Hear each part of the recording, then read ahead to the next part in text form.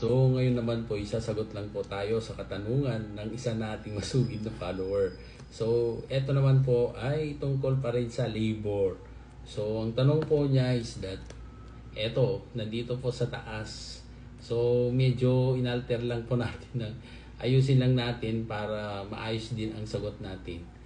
Okay, so ang tanong po niya is paano kapag isang beses lang nahuling tumanggap ng tip, tapos di na po sila nagdalawang isip na i-terminate yung employee ni wala pong first warning.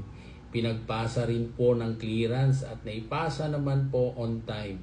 Makukuha po ba niya yung sahod at 13-month pay?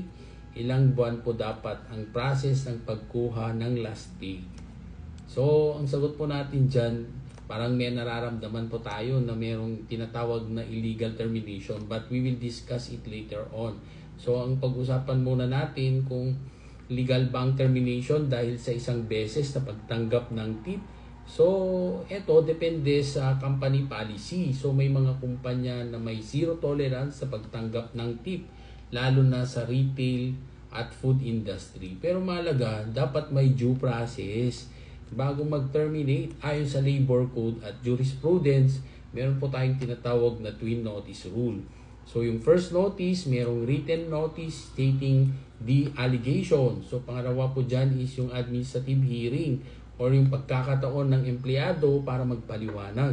So tatlo po, yung pangatlong procedure or yung second notice is yung written notice of decision kung siya ay paparusahan ng suspension, reprimand, or yung tinatawag nating termination. So kung walang notice at hearing, ang termination ay illegal dismissal kahit pa totoo ang kanyang violation. So yung pangalawang tanong naman is makukuha ba niya ang sahod, 13-month pay, last pay kahit na terminate? So ang sagot po natin dyan ay opo, kasi karapatan mo yan eh.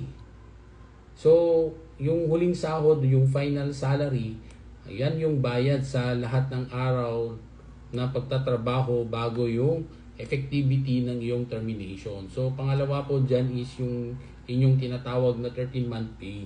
Pero matatanggap mo lang of course would be prorated up to the last day of work. So patlo is yung cash conversion ng unused leave credits kung meron man.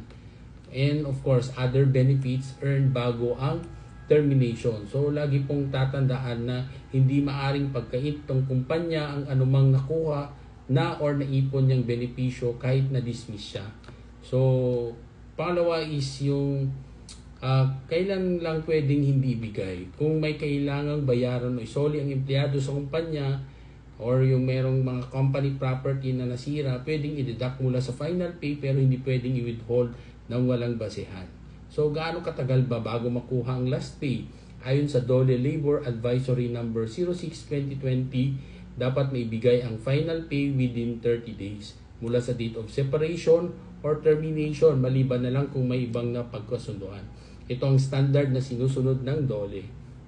Kung hindi nagbigay ng warning at walang hearing, kung totoo na walang notice at hearing, maaari kayong mag-file ng illegal dismissal complaint sa NLRC. So pwede kayong humingi ng back wages, separation pay in lieu of reinstatement, moral and exemplary damages, at attorney's fees.